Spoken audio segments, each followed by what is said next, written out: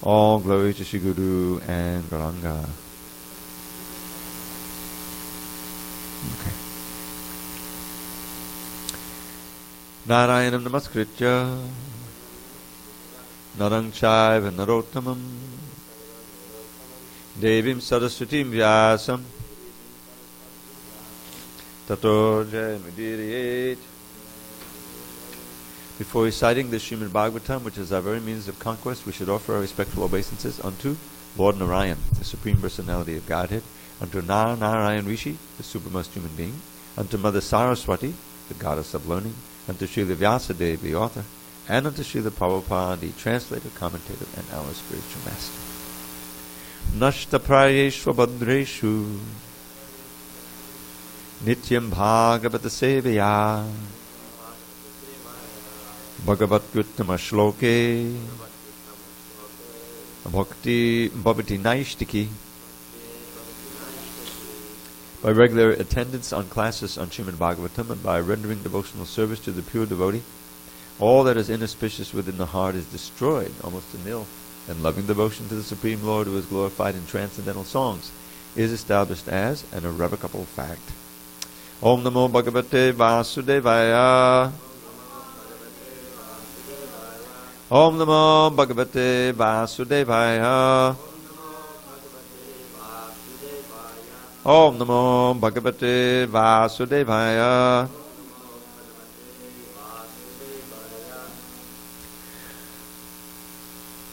On this 19th day of September 2018 in SanDiego, we're reading from Srimad Bhagavatam, translation and commentary by His Divine Grace A.C. Bhaktivedanta Swami Prabhupada.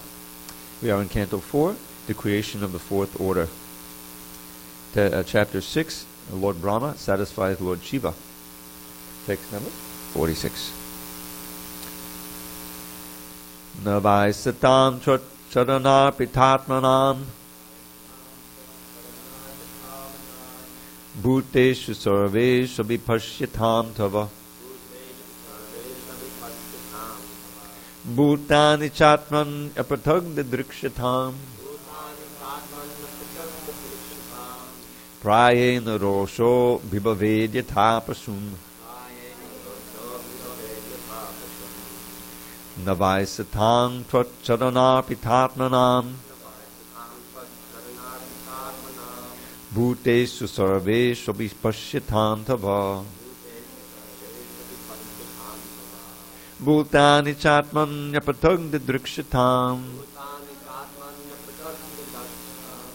Prayena rosho vibhavedya tapasum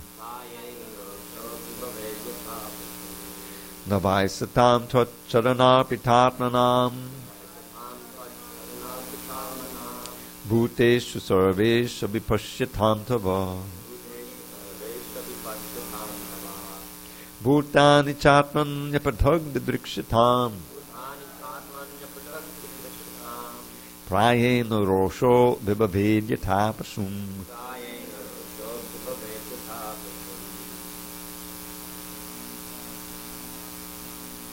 Navaisatam tvacharanapitatmanam Vesha vipashyatam tava Bhutani chatman yapatagda drikshatam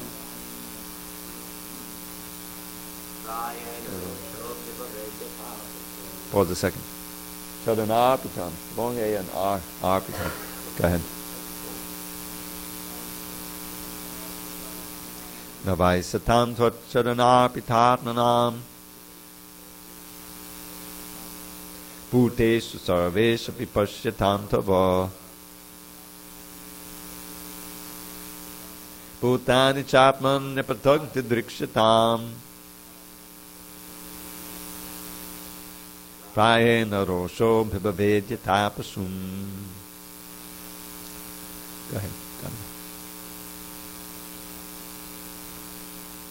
Navaisatam tvacharanapitatmanam Bhuteshu sarveshu vipashyatam tava Bhutani chatman yapatagda drikshatam Prayena rosho vivavejita pasum. Kundacharan. Navaisatam tvat chadana pitatmanam. Bhuteshu sarveshu vipashyatam tava. Bhutani chatman yapatang didrikshitam. Prayena rosho vivavejita pasum.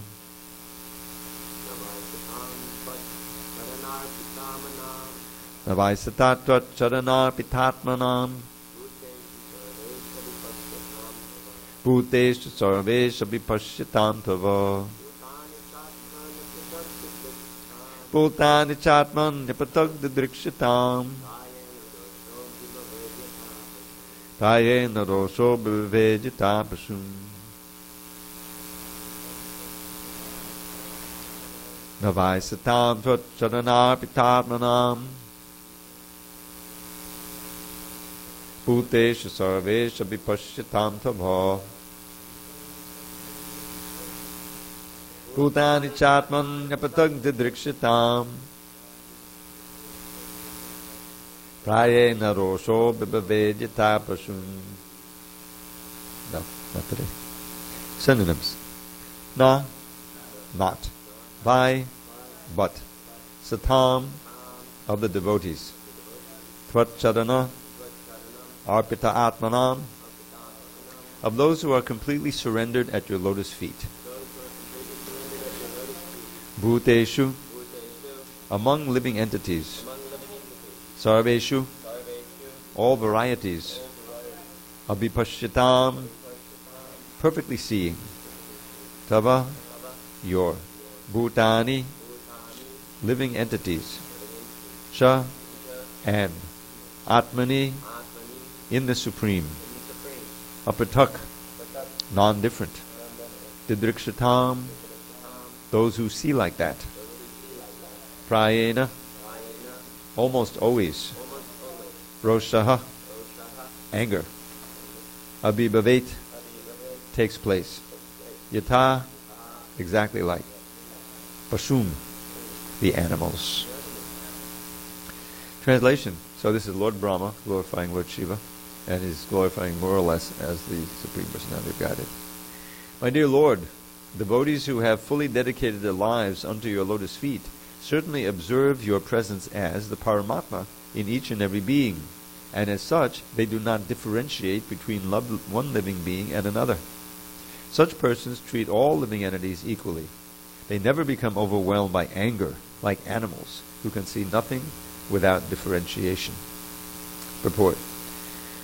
When the Supreme Personality of Godhead becomes angry or kills a demon, materially this may appear unfavorable, but spiritually it is a blissful blessing upon him. I like that. Remember that phrase, blissful blessing. Therefore, pure devotees do not make any distinction between the Lord's anger and his blessings. They see both with reference to the Lord's behavior with others and themselves. The devotee does not find fault with the behavior of the Lord in any circumstances.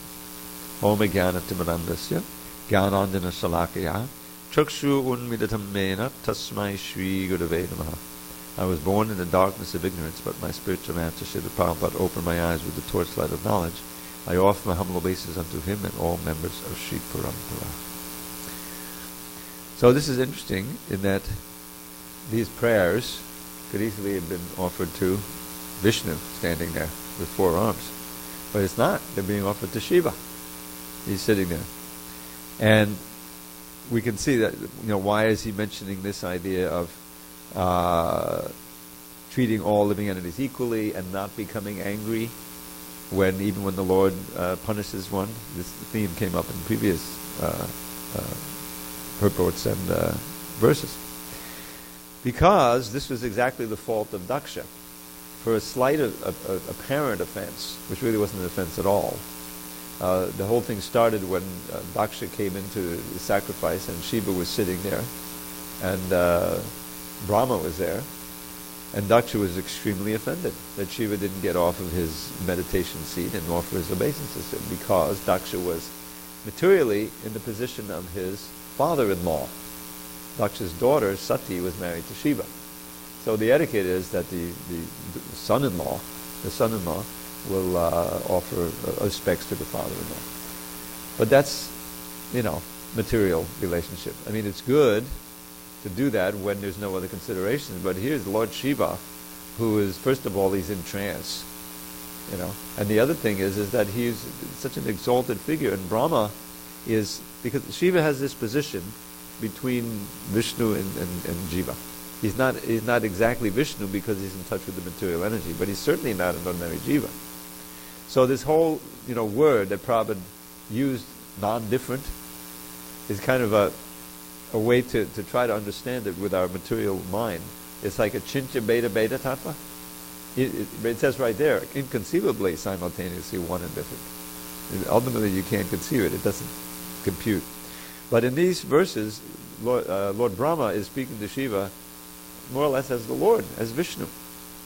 And by doing that, he's instructing all those who came with him. Don't worry, there's a whole delegation here of demigods and those who had offended Lord Shiva and were severely chastised by Virabhadra.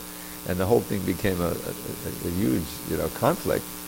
And Lord Brahma is trying to set things right by really, letting everyone know who Lord Shiva really is, and how there was a big mistake for the Daksha and his cohorts to side with him. The fact that they didn't say anything and they didn't object to his offense at Shiva implicated them in the offense. And this in itself is a good instruction for us. You made me remember that the critical factor. I remember way back when, in the late 80s, we started working on the Mahabharata. This was a project Vedanta Maharaj had taken on after the Bhagavatam. And we did the whole Adi Parva, which is huge. I mean, it's like, 90 or 130 chapters. Some of the chapters are small, but they add up. And then we also worked on the Sabha Parva. Sabha means a meeting hall where people meet. So that Sabha was a critical factor. This is where Draupadi was almost disrobed. This is where the gambling match took place. And the enmity between the Pandavas and the Kurus was solidified because of that activity, the way they insulted them. So the critical factor there was this whole question of Dharma. Everyone was considered, was very, in that culture, what is Dharma? What is the right thing to do? You find an echo of that in the Bhagavad Gita, where Arjuna is the whole first chapter, he's arguing from the point of Dharma, that, well, look, I can take part in this battle, but then the people who I'm fighting for, so that I can enjoy it with them, I'm going to be killing. It'll be soaked with their blood. There's Bhishma Dev, worshipable by everybody, and my respectable teacher, Dronacharya, and all of these friends and relatives on the other side. What's the point? Plus, I'll kill all these men, and the women will be unprotected, and there'll be all kinds of Varna Sankara born, and they'll create hell on earth, all because of me. So better than incur these sinful reactions and activities, I'll just go to the forest and live by begging. That was one of his solutions. But he was conflicted, because here's Dharma personified in the form of Krishna wanting him to fight. So he was bewildered. Karpandidosho bahadaso pritchami dharma sambuddha cheta. My consciousness is bewildered as to what is real Dharma. So what was the solution at that point? To surrender. Not to argue with Krishna as a friend. That was their intrinsic relationship. But to take the role of a disciple, meaning that, okay, whatever this person tells me is the truth, and I'm going to, no matter how I feel about it, I have to execute it and accept it as the absolute truth. And that's what he asked him. Please tell me for certain what is my best interest and what is Dharma, and clear it all up. And that's the stage for the Bhagavatam to be spoken. And from that point, Krishna speaks all transcendental knowledge. Up to that point, previously he argued with him from a point of a Kshatriya. Any chariot driver would say, hey, get up. How has this weakness come upon you? You got to fight. That was the chariot driver supposed to do that. But that didn't work. You didn't want to fight on that basis. So, back to the present Bhagavatam verses. So what had happened was there was a grave transgression of etiquette and proper behavior by Daksha, and he ultimately paid for it. the whole dramatic scene with his daughter, and she's self-immolating, and then Shiva finally showed his anger, just a little bit of the anger that he shows at the end of the universe. When he has his dance, the transcendental dance. You ever see that? Where he's got the din-din drum. It's called the devastating dance, the Tandava Nritya. That's the word. Tandava means devastating. So he gets angry. He also represents the anger. Prabhupada says in a chapter I worked out in the 5th canto, The Glories of Ananta, that at the end, when it's time for universal destruction, Ananda Dev, who's after all holding up all these universes on his heads, they don't weigh much to him. They feel like mustard seeds, but he's still holding them up. Very important function. He gets angry at all of the living entities who have had all of these chances to go back to Godhead, and they're still mucking around in the material energy. So he gets a little angry, and the fire starts coming from his mouths. He's got many heads, and that's the beginning of it. And then Rudra, he expands into 11 Rudras. Anyway, because and then it's the fire and flood. Destroys everything. So now, so Shiva manifested some of that anger when Sati was self-immolated, and out of the anger was produced Virabhadra, who then took revenge, as it were, But Lord Brahma is here to kind of smooth everything over, in a sense. But to do that, the followers of Daksha have to approach Shiva and see him in his proper perspective. That's why he's glorifying this way, and surrender and paper things over like that. So in the meantime, we're getting a chance to hear all this good instruction. And one of the things Prabhupada is emphasizing, he reiterates it in this purport, the devotee does not find fault with the behavior of the Lord in any circumstances. Now this becomes a challenge. If you don't understand who Krishna really is, and the mechanism, at least theoretically, of how karma works and how you're suffering for things that you did, you're bound to blame the Lord. Here I am trying to live a peaceful life. I'm a very religious person. I go every Sunday to church, and I try to live a righteous life. I'm not perfect, I'm not a saint, but still, my child came down with cancer. My house was foreclosed on. I'm on the street here. Where's God? I'm innocent. Why do I deserve all this? And just if it doesn't happen to you, to know that vast numbers of people, innocent people, or children are getting killed, immolated, coming down with cancer and poison. Where's God? Where is God in all this?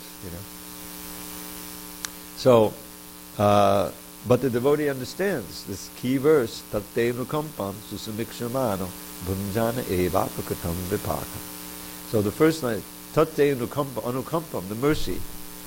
Tatte susamikshramano. Ikshama, he's always looking for the mercy of the Lord. And another meaning, he's seeing everything as the mercy of the Lord. And the second line is key. Bhunjana eva atmakatam vipaka. Bhunjana means experiencing. Bhunjana can mean enjoy or can mean suffer.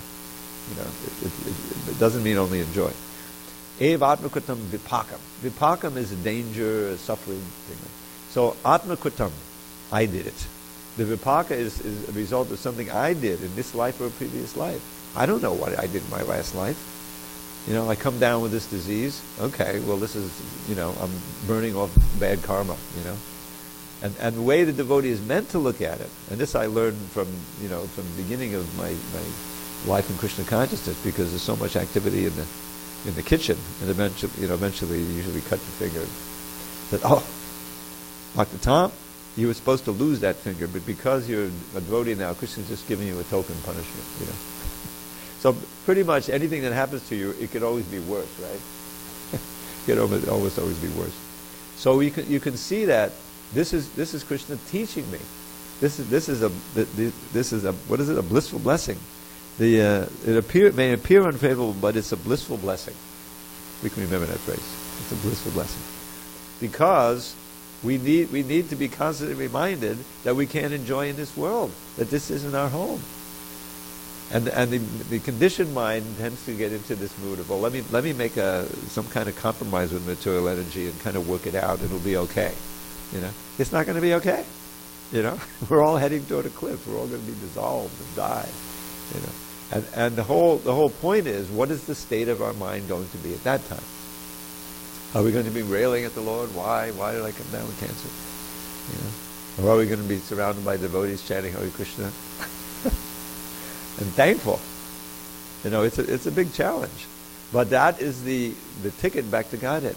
Because the rest of this verse continues that in this mood of seeing negative things happening as a result of my own activity, and that Krishna is giving me a token, then the proof that you're seeing that way is rid bhagava purvavadadan namaste. You're continuing to offer obeisances and serve him with your heart, not just superficially. Rid with your words and with your actual activities of your body. It covers everything. If your heart stays pure and thankful to the Lord, even in negative things, then your jivati, one who lives in this way, your jivata mukti padesadayabak. You brought a ticket back to his place in Krishna's lotus feet, which is the place of liberation. So, but you can see how it's not easy to stay in that mentality, because bad things happen. Things go on, and why. So the positive attitude, the positive service attitude, is all important in every circumstance. To always maintain that. To see pure devotees don't make any distinction between the Lord's anger and his blessings. I was just reading yesterday the Lilamrita. I've been rereading it, and I'm quite a ways into it. Prabhupada's at 75, and Prabhupada has gone back to Vrindavan after the temple opened. The temple opened in Vrindavan in April of 75, and it's now like a few months later, and he came back to see how all the management is going, because he's very concerned. So, Prabhupada's the on-site manager, and every day, he's criticizing something, getting angry at this devotee for messing up. It's like the morning walk was like a great austerity, because the whole thing with the bell. I remember this bell when I went there. There was a bell in the tower, in the main spire, and Prabhupada wanted that bell to ring twice an hour. Once for the actual hour, so at 3 o'clock it'll be 3 times, and then on a half hour to give it half hour. So the Vrindavanites who could hear it would be able to tell the time by the clock. Just getting that bell to work, they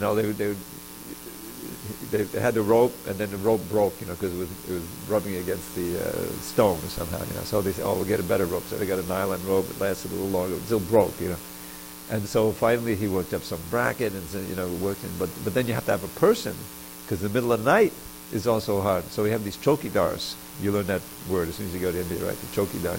Doesn't it come from Ramapati, that they carry a stick? Chokidar? But basically it's a guard. So in the middle of the night, the guards are also nodding off, to get a chokidar to very religiously ring that bell. The Prabhupada kept complaining about that. The cleanliness standard. When he came there, the guest house was filled with household couples and their children. It wasn't supposed to be like that. It's for the guests. They had to get out. And it was just one thing after another. So it was a test. The devotees had to maintain their affection for Prabhupada and respect for Prabhupada and everything, even though he was like thunderbolts, and it was an aspect of Prabhupada that you don't often hear about, but it's important. The guru has to be the representative of Krishna, and he has to chastise the disciples, otherwise he's not doing his duty.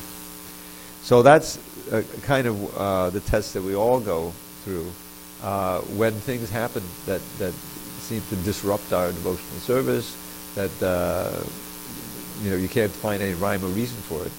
But knowing the philosophy and being strict in our sadhana, we can feel Krishna's mercy even in negative things. That this is a challenge. So many challenges were there with the devotees. Go here, start a temple, do this, distribute books. And one of the things I was reading about was the marathon, the 2-month marathon, because it started in May or June, and then it finished in August. The end of August. So it's just finishing now, and the devotees. Now I had a little part to play in it, but I didn't go 2 months without sleep like many of the devotees. But many had really gone atma-nivedana, really, because that's what you had to do. There had to be a 24-hour production line. The painters had to surrender that they couldn't finish the paintings. They were being taken off to be shot. There was just no time, and a whole bunch of things had to happen. And they actually succeeded in doing it, and it was an extremely blissful experience. I mean, I got a little taste of it. I did about four chapters in the Anti-Lila and 4 or 5 in the 5th canto. But, Prabhupada was very pleased, and it actually changed the whole movement, because materially it really did seem impossible. That was Ramaswara's thing, That famous morning walk, where he was very proud, because the books had been coming out like 2 books a year. It was ridiculous. We had really messed up. I must say, I was just a little proofreader, but it wasn't happening properly. So everything was relocated to New Dwarka, and then Ramaswara had met with Radha Ballabha, and Ramaswara is really empowered. I mean, super intelligent, to organize it. We can put out 2 books a month, which is a lot. You want to print a book, and it'll take 4 or 5 months to get it all together on a regular printer. So 2 books a month, which was a huge increase from 2 books a year to 2 books a month. And Prabhupada, the morning walk, he's on the beach, and he turns around. Ramaswara puts his little cane into the sand, because he said, no, you have to complete all 17 books. It turned out to be 16 books, but it was 17 books in 2 months. And as anyone would have said, Prabhupada, that's impossible. And then he looked right at him and he said, impossible is a word in a fool's dictionary, which went reverberating around the whole movement. And Ramaswara, and if you don't do it, you're disqualified. And that was a real thing, So Ramaswara, he the morning walk then resumed, and he and Radhabala kind of laid back, they were conferring very, energetically behind him. He said, well, if we do this, we can do this, and do this. So they said, but okay, Prabhupada, we can do it. But these are the conditions. You have to be available for consultation. We have to be able to fly anybody in who even knows how to read or anything to do with book distribution. Book production. And a couple of other things like that, unlimited funds, whatever. All of those conditions were met, and marathon was on. I don't even think they finished the morning walk. They went back and started organizing everything. So it transformed the movement, because it showed that if you really surrender, totally, because there was a real Atma-Nivedana program there. This lady Ragatmika, she was especially known for no sleep, or practically no eating. She had been a nun. She joined up, so she knew the meaning of discipline. She's living in Alachua now. I see her when I go there. But she had, everything had to be retyped. Don't think it's like we have now, where you make a correction and it's incorporated. And there were no computers; it was just rudimentary. It was really something. So that was, Prabhupada set a certain standard, and they were able to meet it. But who can set those standards? Someone has to be on that level. The pure devotee who you can really have faith in. Well, I'll be empowered by Prabhupada, who's by a medium of Krishna's energy, if I really do the surrender. Although I don't see how it's at all possible. But Prabhupada's whole life was an example of that. His whole coming to America, completely depending on Krishna, overcoming 2 heart attacks, and then a third, or a stroke, a few months later, in 67 of May, he almost died. He was in the hospital. It was amazing. And then after all of that, to continue writing the books, traveling around the world, overseeing the development of Vrindavan, Mayapur, and Bombay, which is a huge fight to get the, that story that Maharaj is telling. Giriraj Swami is writing a book on that. It's going to be quite a book. And so, it's coming out. So all of that serves as a wonderful, worshipable example of empowerment. Prabhupada's empowered, and he's also empowering those who surrender to him, because they're surrendering to Krishna. And to see all the difficulties that come, because the difficulties come when you step out. When you push against the material energy. The difficulties don't come when you set yourself up in Vrindavan, you got your disciples, Prabhupada was critical of his God brothers. They gave up the strong preaching mood of Bhakti Siddhanta. 64 mats and all those books and printing presses, all those disciples. And his disciples were coming from the upper crust of society. He had scholars, he had professors and all these people. And the whole thing kind of imploded when he left, because they didn't follow his instruction. They tried to put up one acharya, and that was a disaster. So Prabhupada, he would try to work with his God brothers, but he went off on his own, and because he was surrendered to the instruction, he succeeded. So crossed so many difficulties on the way. So that's our example, and to see them, Prabhupada certainly didn't, blame Krishna when all the difficulties happened. He just saw it as a challenge to prove his love for Krishna and Lord Chaitanya, his spiritual master, by working to overcome them. And if it didn't happen, it didn't happen. It's all up to Krishna. That he said that in the poem. You brought me here for some reason. Now, if you want, you can make my power of speaking suitable to enter their hearts and change their hearts.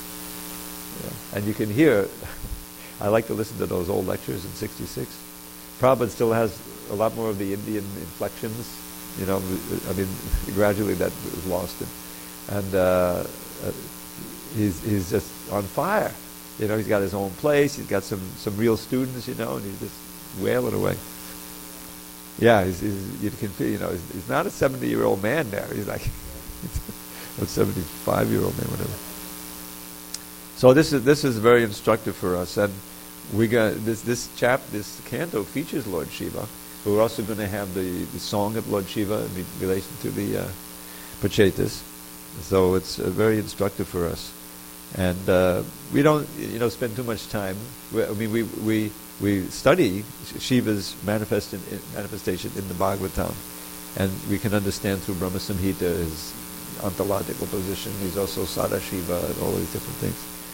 But at the same time, he does have a role to play in Krishna Leela, right? As Gopishwar, as the guardian of the Dham, and all these different things.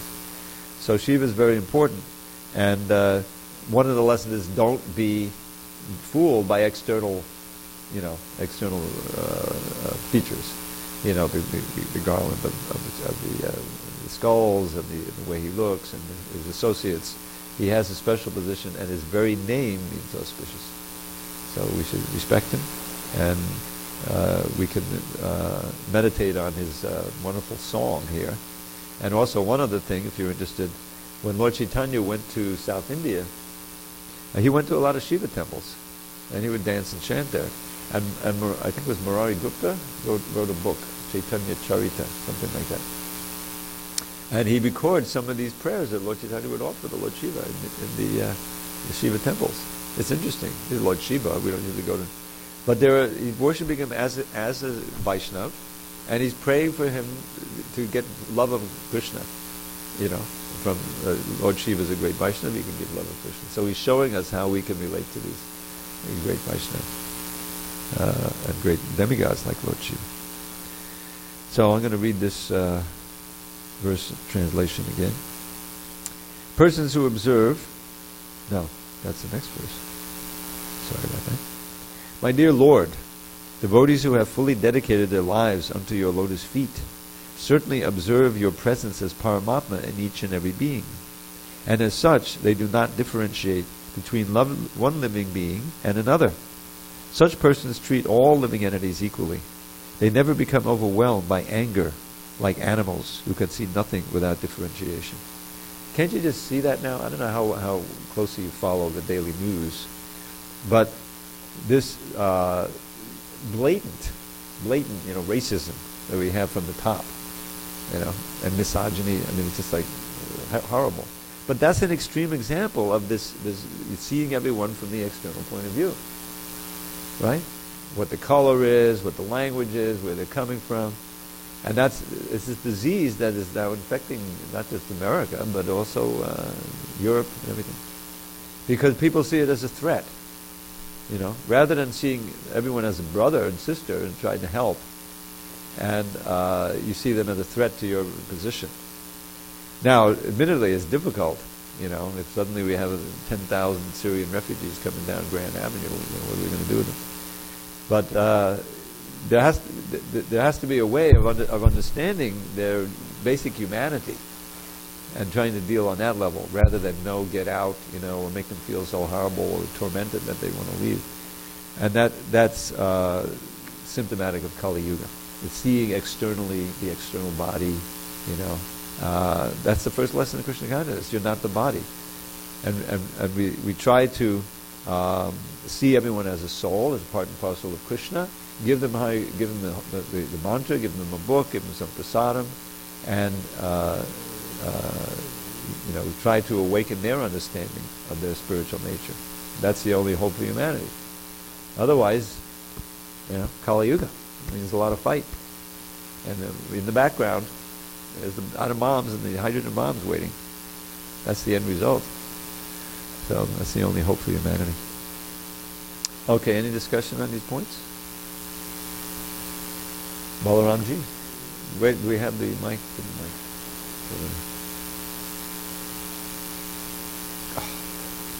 Sorry, I'm a little under the weather. Well, I'm happy it's already now when I take my trip. When are you leaving? Tuesday? I'm leaving next Tuesday. Oh, okay. So, well, you don't have to have my okay, but I'll just... so you're mentioning Arjuna and Krishna, and how Arjuna, he was arguing with Krishna as a friend. Yeah. And then the relationship changed. He became disciple, and therefore he wasn't arguing anymore. So, that difference between arguing and then accepting someone as like a teacher, right, is an interesting point, because it seems almost like a challenging point, because the general tendency is that we have particular ideas, and we think we're intelligent, and maybe in some level we are, yeah, but we take those ideas that we have very seriously, and maybe even argue with our teacher or our teachers about particular points.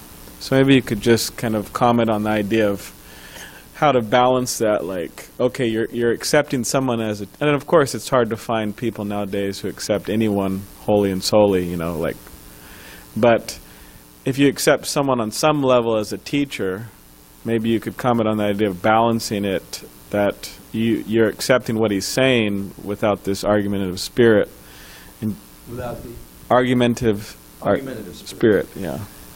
Well, I mean, everything we're doing, this whole manifestation of Gaudiya Vaishnavism is this kind.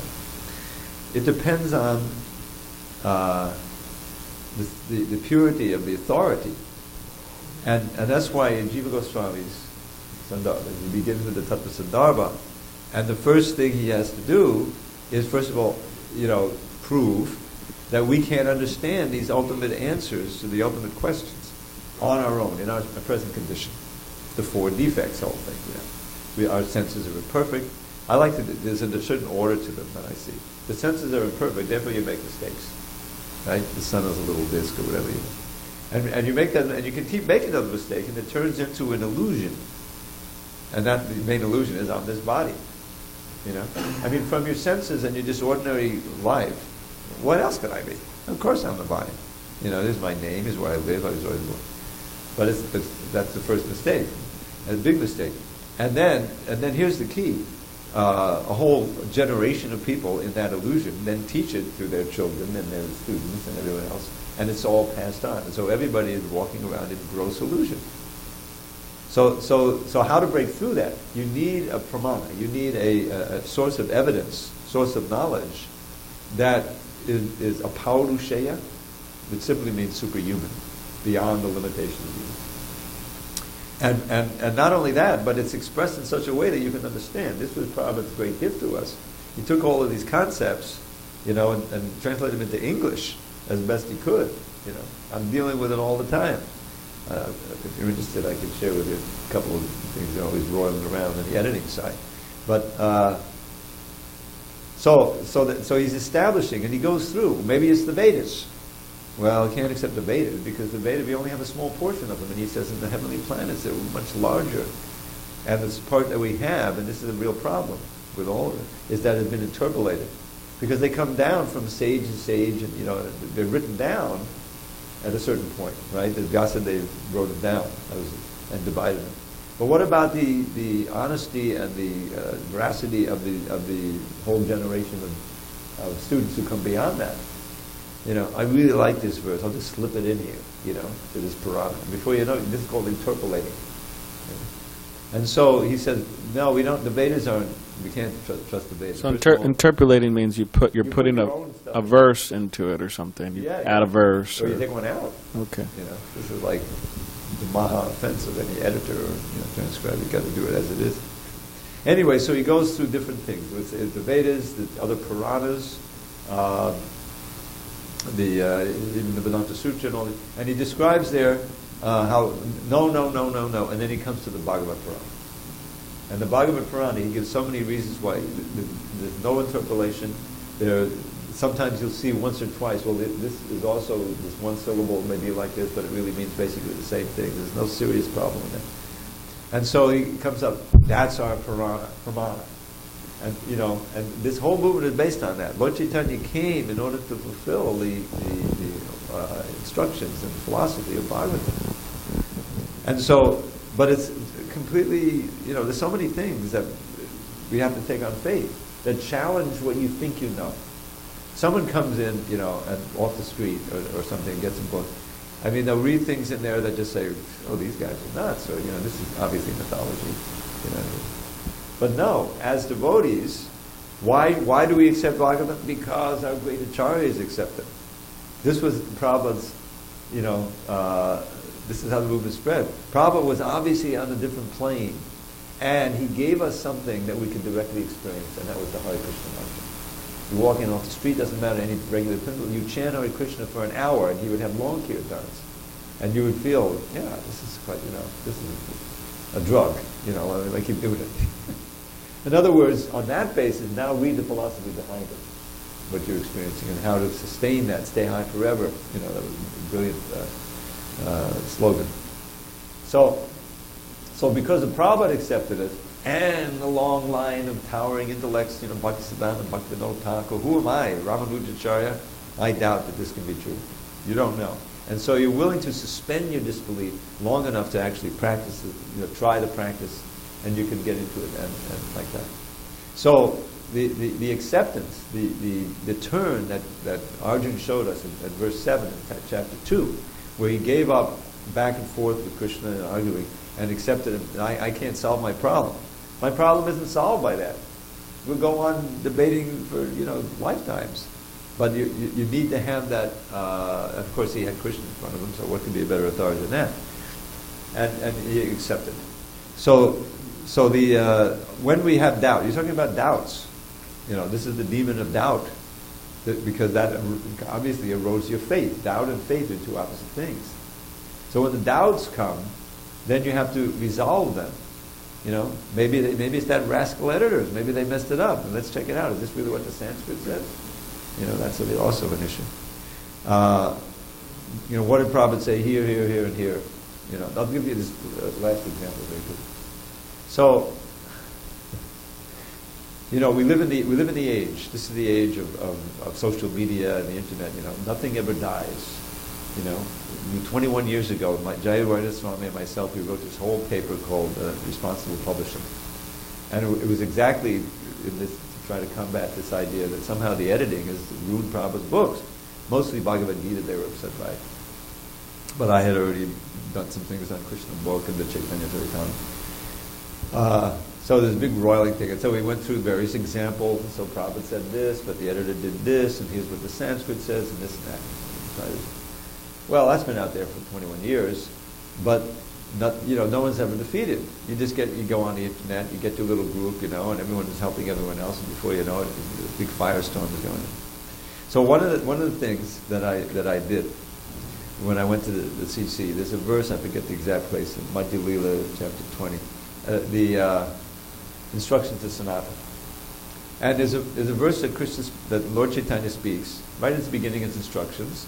Jivera Sodapor Krishnera Nityadas Krishnera Tata Shakti Beda Bedvakash. Sanatana Goswami says, I don't know who I am. People think I'm a great scholar, I know all these languages, but if I don't know who I really am, what's the use of all that knowledge? So please instruct me. Who am I? Why am I suffering in this world? How can I be relieved? That's a basic, you approach a guru like that. Who am I really? So the answer is Jiva Sodapoi Krishna and Nityadas. That's the answer. Every jiva, not just human beings, is an eternal servant of Krishna, and is tatasta shakti, the marginal energy. You've heard this phrase. Tatasta means situated on the margin. And simultaneously one with and different from Krishna. Everything is simultaneously one, but we are also. Beta, beta, achincha, beta, beta. So, as Lord Chaitanya goes on explaining this, he comes to a point, I forget, I'm not going to try to remember the Bengali exactly, but he says, the jiva, forgetting Krishna, since time immemorial, anadi, that's the nadi, he is then put under the material energy and he suffers like anything. Now, in the purport to that, Prabhupada says something, he dictated, when staying in the marginal energy, in the marginal position, when staying in the marginal position, the living entity sometimes becomes bewildered by Maya, and he forgets Krishna and comes into the material. And that's the beginning of his stay in the material world. This is really describing the fall of the jiva. So that phrase, when staying in the material energy, that's a little peculiar, isn't it? In other words, are we staying in the material? Does that mean that there are times when we're not in the material energy?